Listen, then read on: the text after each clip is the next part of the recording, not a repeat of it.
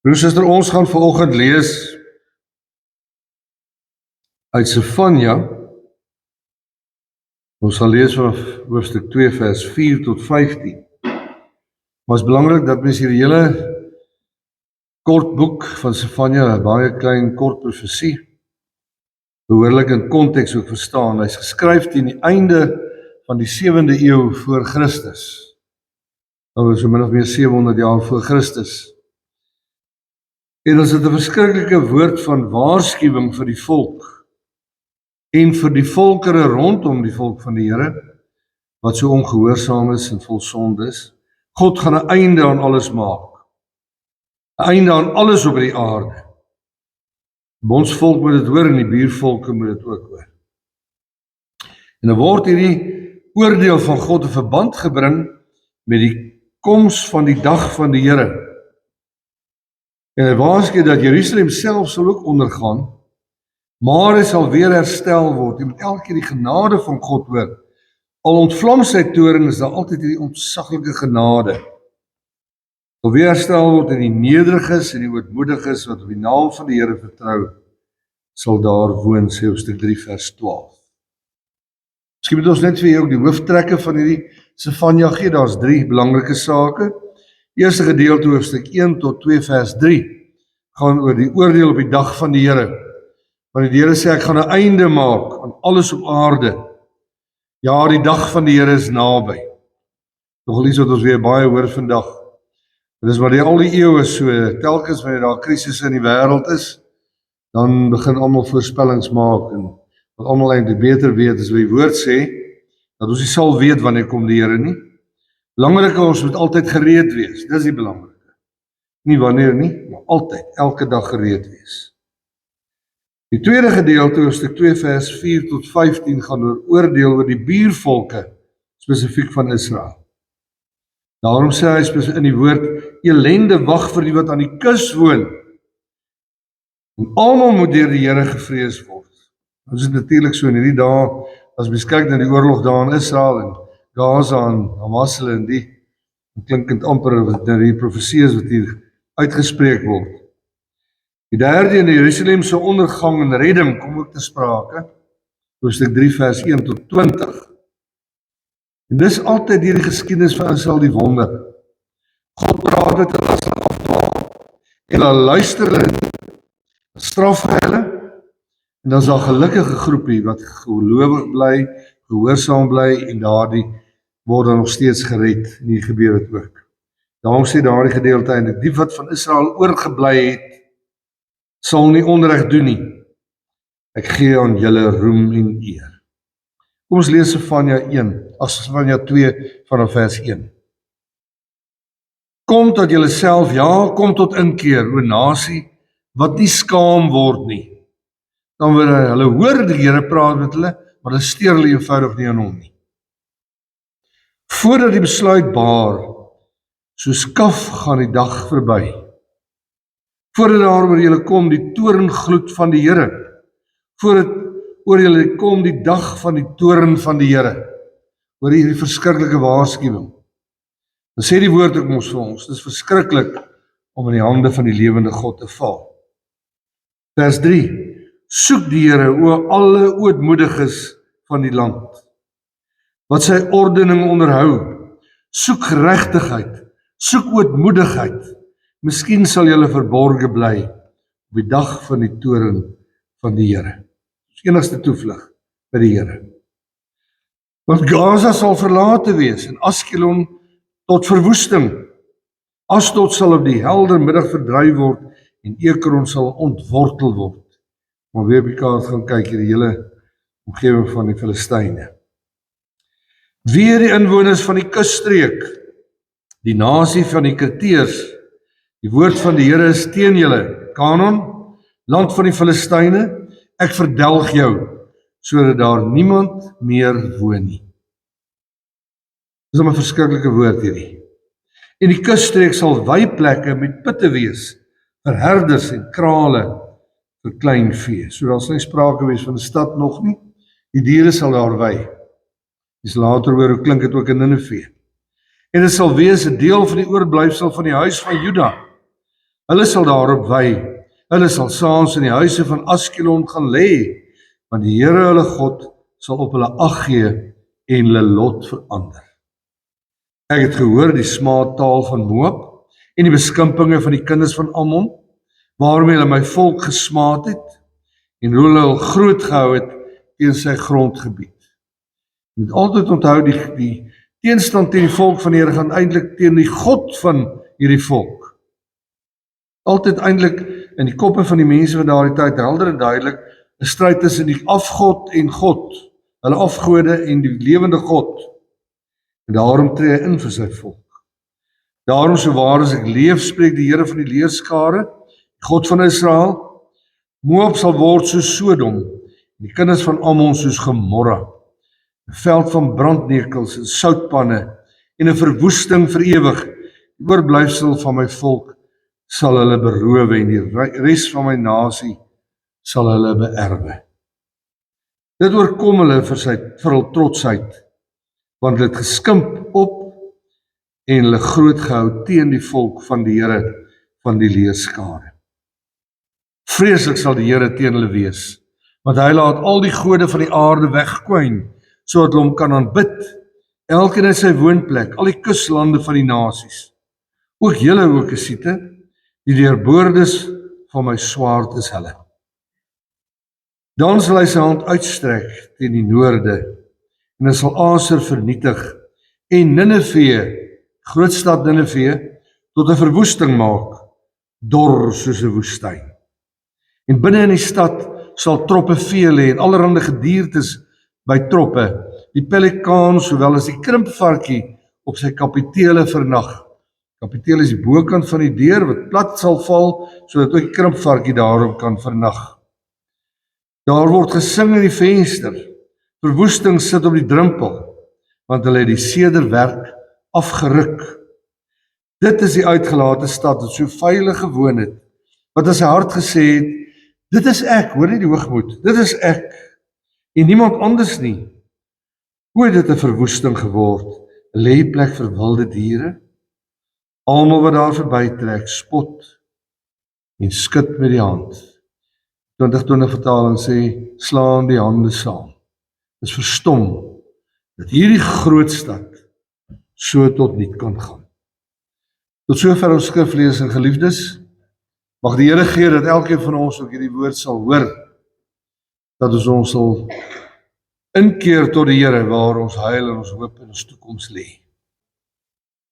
Here ons God, dis vanoggend ons dankseggensgeleentheid waar ons terugkyk en besef verlede Sondag het ons die voorreg gehad om nie verseker te kon word van die genade en die liefde in Jesus Christus, wat sy liggaam laat breek het en sy bloed laat vloei het, sodat ons vir ewig kan lewe. Wat 'n vreugde om dit te weet. Dit dring ons tot dankbaarheid, Here. En wanneer ons dan vanmôre na hierdie woord luister, wat eintlik 'n skerp oordeelswoord is teenoor die vyande van U, die ewige God en U volk, en ek 'n waarskuwing is vir elkeen van ons wat nie glo, wil ons vra, Here, lei ons so deur die woord, dat ons sal leer hoe om dankbaar te lewe. Hoe om regtig in alle opsigte ons dankbaarheid te toon in woord en daad en gedagte, in ons saamwees, in ons kerk wees, in ons werk, in ons hele lewe.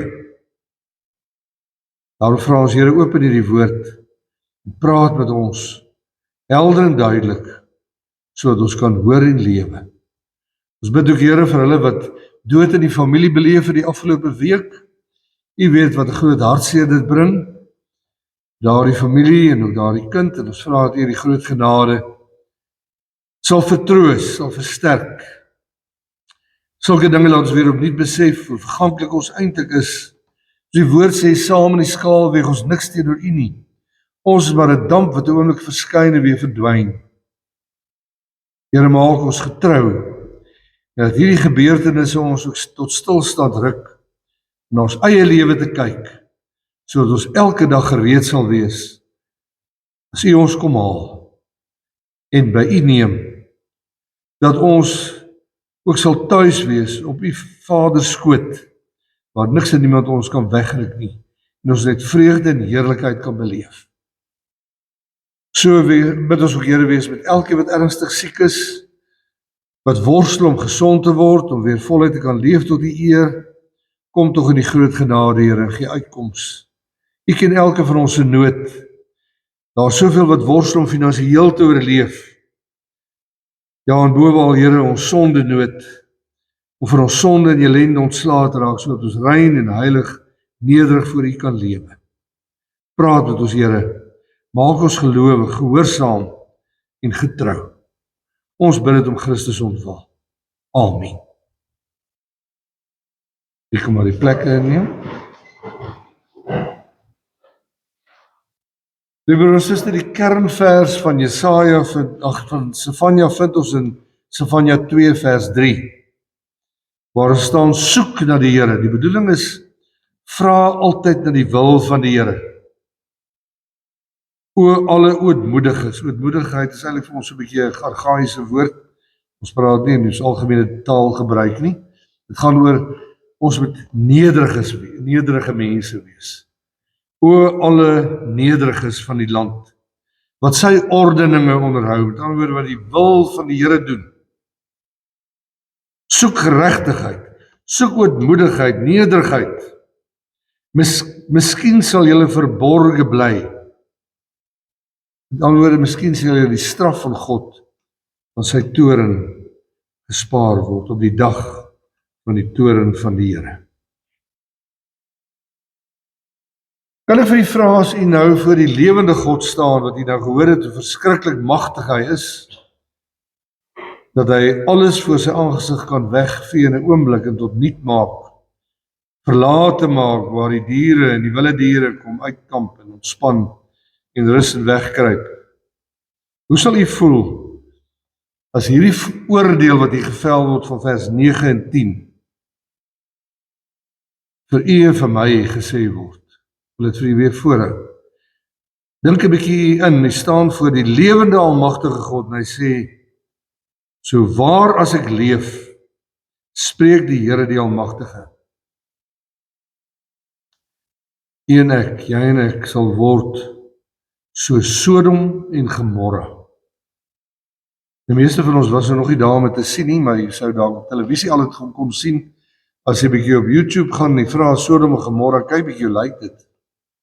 Na al die eeue is daar nog niks, nadat God sy toorn laat ontvlam het oor Sodom en Gomorra nie.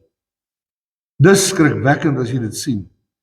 Besef, kaal, droog, woestyn, geen lewe nie. Die Here sê, ons sal word so Sodom en Gomorra, 'n veld van brandnekels en soutpanne en verwoesting, vir ewig verlate. Dis sal hulle oorkom vir hul trotsheid, want hulle het geskimp op en hulle groot gehou teen die volk van die Here van die leerskare. Dan word elkeen wat hom hooghartig hou, hoogmoedig hou en aanmatigend is, omdat ek nou eintlik so oulik is, kan ek die dinge reg hanteer en niemand kan my teenstaan nie. Dis hoe hierdie stede lewe, Nineve ook onder andere. En dan besef vir mens hoe ondankbaar die mensdom eintlik is, dat God so sy toorn moet laat ontvlam. Ons het danksegging, geleentheid waarin ons weer eerlik moet wees oor ons eie dankbaarheidslewe. Want ons leef in 'n tyd waarin ons baie keer hoor, ons het eintlik baie mondig geword, die mense het ons baie slim geword. Jy is nou 'n mondige mens, so vol van homself, dat baie duidelik is, soveel dink ons het nie God nodig nie. Soveel wat ateïste word, en sê, ag, ons het storieetjies nodig in die kerk. Hierdie Bybelstorieetjies, maar net storieetjies. En tegnologies is ons so goed ontwikkel.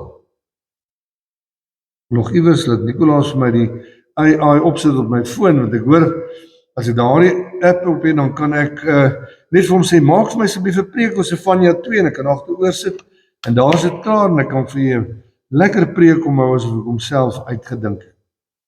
So tegnologies slim, het die mens geword.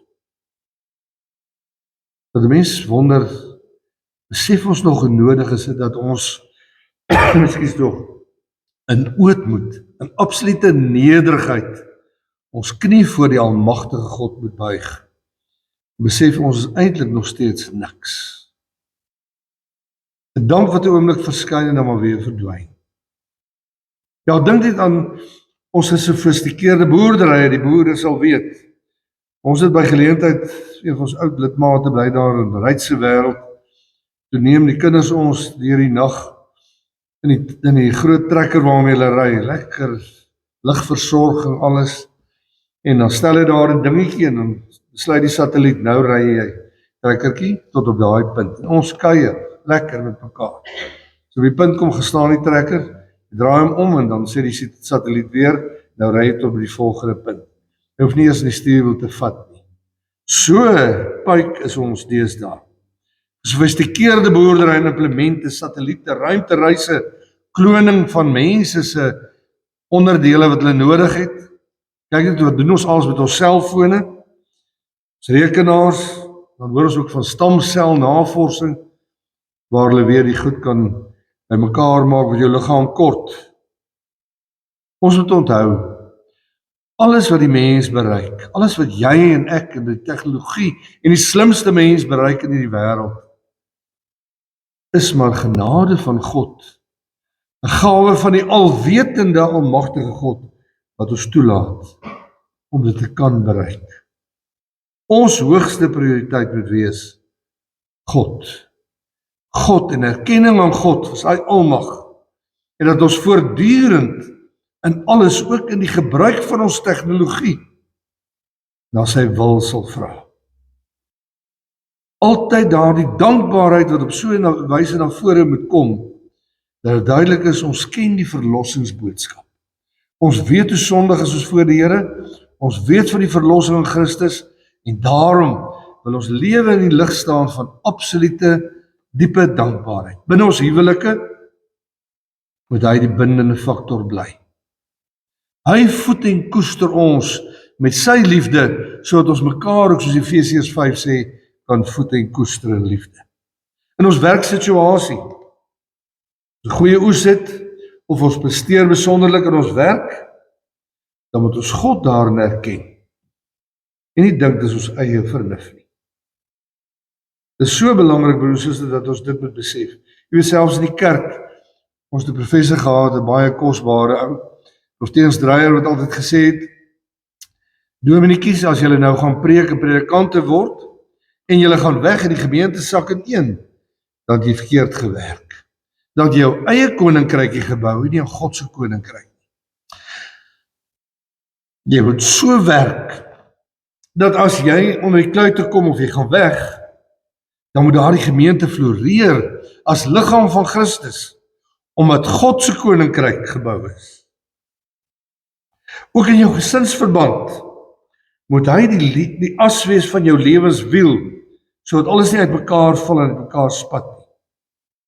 Soms ons besittings dalk 'n struikelblok in ons verhouding met God, met daardie verhouding vertroebel. Die ergste van alles is, en ek dink ek het dit nou al baie gesê die afgelope jaar, ek wil nou ophou om daaroor te praat, die eie ek is dikwels daardie subtiele ou afgod, wat ons maar net nie kan vernietig kry nie. Sê die woord baie duidelik hier, God duld geen substituut vir hom nie.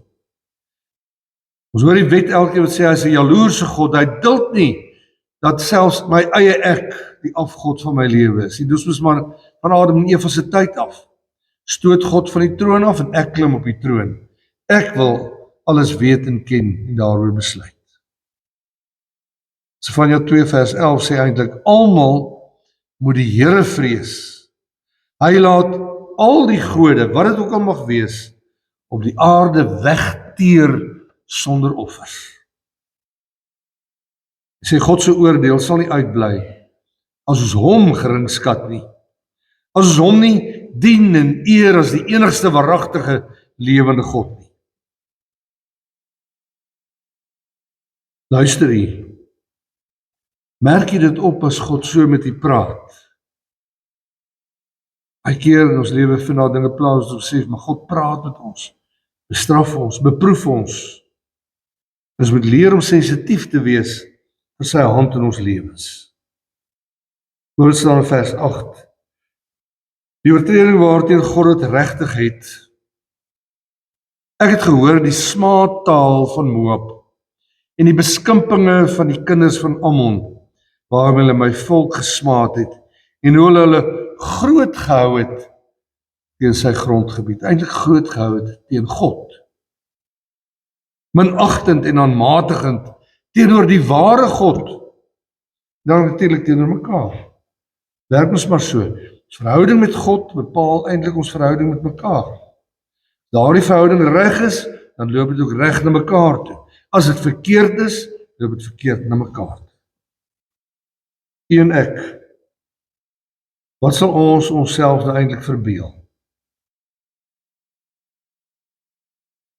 Is ons nie dalk soms in ons lewe soos die gelykenis van die fariseer en die tollenaar? Een kan staan en sê, ag, dankie tog, ek is nie so treurig soos daai wat tollenaar wat daar staan. Of sal ons eerder sê, Here, wees my ook, arme sondaar, genadig. Ja, kyk na mekaar en kan lekker en ons is lief vir skinder oor hoe versukkeld hierdie een is. Hoe maak daai een die foute? En hoe maak hierdie een droog? Gelukkig is ek nie so versukkeld nie. Hierdie woord vra vanmôre, wat dink jy, wat dink ek? Wat dink ons oor onsself? Oor ons vermoëns, oor ons kinders? Ek dink hierdie gedeeltes van jou wil ons almal laat besef, as ons werklik besef hoe klein en hoe nietig ons eintlik voor God staan. Ja, wat 'n groot sondaars ons eintlik in wese is. Dan is ons eers in staat om God se groot genade te begryp. Om die ware verlossing deelagtig te word in Christus. Om die geloof as 'n geskenk uit die hand van God te ontvang. Ons kan dit nooit self verwerf nie. Dan begin daar iets van 'n opregte, egte dankbaarheidslewe sigbaar word. En ons moet onthou, hierdie God wat so praat in sy toren is altyd getrou in sy beloftes. Hy sê hy laat reg en geregtigheid geskied en hy doen dit. Die wat die ellende van sy toren moet beleef, kry dit. Die wat getrou bly, red hy weer. Ja, hy ontferm hom oor sy kinders, sy volk. As talle voorbeelde in die geskiedenis. Talle daarvan ook in ons eie lewe en ons volk se lewe. As God so beloof, hy sal getrou bly. Hy sal dit steeds doen. Dis ons sekuriteit. Maar hierdie getroue, genadige, liefdevolle God laat ook nie met hom spot en gekskeer nie. Ook nie met sy verbondsvolk nie. Kyk maar na wat gebeur in Ninive.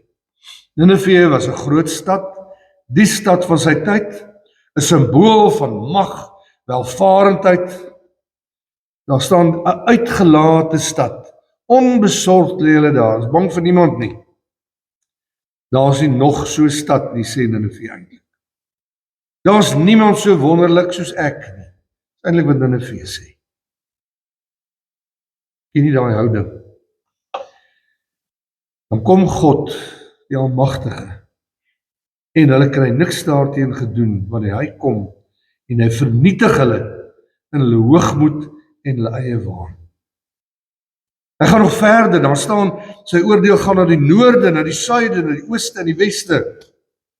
Want hy is die enigste waaragtige God, die Almagtige, wat dit kan doen. Die wat nie wil hoor nie, wat nie 'n nederige aanbidding voor hom neerval nie, vernietig hy geheel en al, sê vers 13.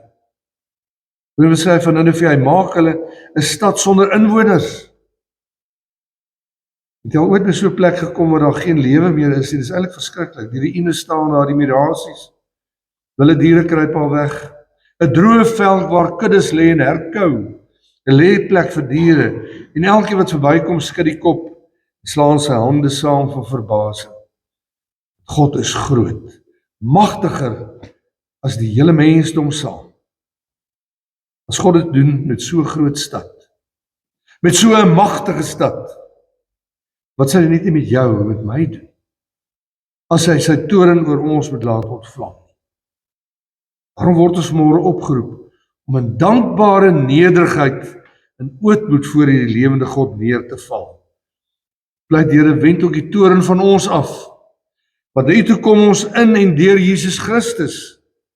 Hy wat die perfekte voorbeeld is van ootmoed, van nederigheid. Hy kom op 'n donkievel die stad in, nie op 'n spoggerige perd. Hy neem die gestalte van 'n absolute diensknegt aan, was sy disippels se vuil stinkvoete. Hy sterf die skandelikste dood van sy tyd. Dan in Getsemane buig hy voor ons hemelse Vader, voor die lewende God. Wat 'n pragtige voorbeeld, broer en suster. Hoe kan ons, u en ek, ooit waag om onsself of iets of iemand te verhoog en wil plaas in die plek van hierdie lewende God? Moet altyd rekening hou met wie hy is, hoe magtig hy is. Daarom moet ons hom in dankbaarheid elke dag oral loof en prys met ons hele lewe. Moet ons hom eer en aanbid en hom dien in opregtheid. Hom dien.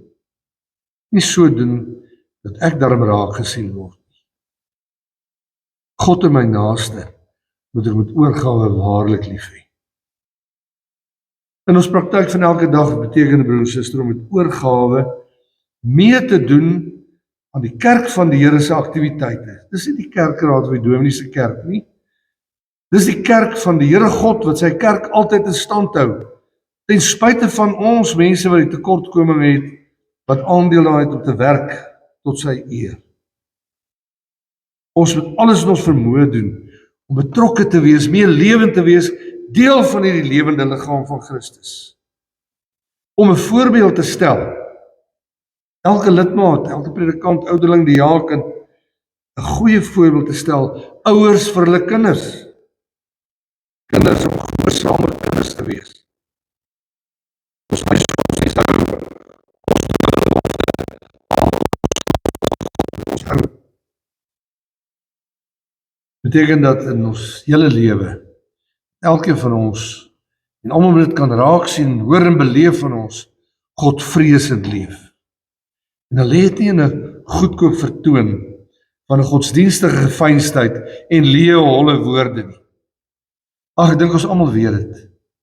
Daar's soveel mense wat so breedsprakig kan wees, dat jy nou net wil vir hulle sê, bly tog net stil, ek weet jy's baie slim, en jy ken die Bybel en jy's so hoog aangeskrewe.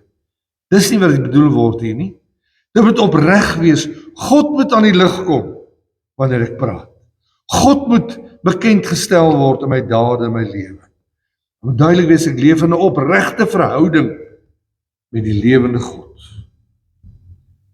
Moet ons ook maar bid, mag die almagtige God ons tog nooit betrap, dat ons in enige opsig aanmatigend of hooghartig is nie. Allerminst teenoor hom, heers oor lewe en dood oor die hele kosmos. En ons bid, mag die woorde van Sefanja 3 vers 13 ook waar wees van elkeen van ons. Kom ons luister mooi daarna. Hy praat met die oorblyfsel van Israel. Met ander woorde, die wat getrou bly, gehoorsaam gelowig bly.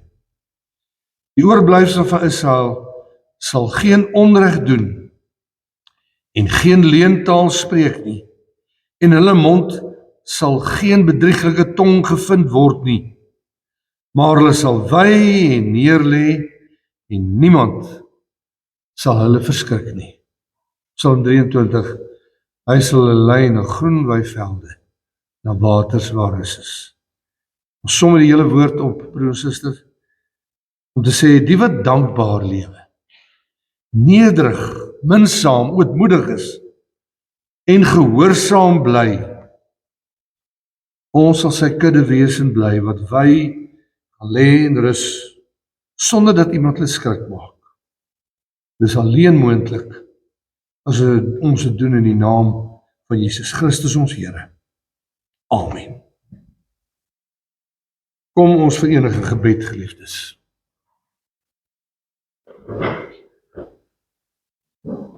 O Here, wat 'n kragtige woord wat ons vanmôre lees. Ja, het gaan so dikwels by ons verby as 'n stukkie geskiedenis, maar tog bly dit aktueel ook in ons tyd, waar ons as mensdom ons so maklik kan aanstel en verbeel. Ons bereik hierdie groot hoogtes in eie mag en eie krag. Ons wil U dank, Here, dat ons kan weet alles wat ons is, wat ons ooit kan wees, alles wat ons ontvang, kom uit U hand en ons wil U daarvoor loof. Gee dat ons sal gebruik tot U eer en tot U verheerliking alleen. Wees in besonder met hierdie gemeente van ons, wil U werksaam wees deur die Heilige Gees en wil elkeen van ons aanraak deur hierdie woord, dat ons gekenmerk sal word vir ons nederigheid, ons liefde vir U en vir mekaar, ons minsaamheid, omdat U en Jesus Christus vir ons die perfekte voorbeeld gestel het van nederigheid, van omgee, van liefde. Here, maak ons ook sigbare liefdesmense, in woord en daad, in gedagtes, met alles wat ons doen en sê en bedink. Amen.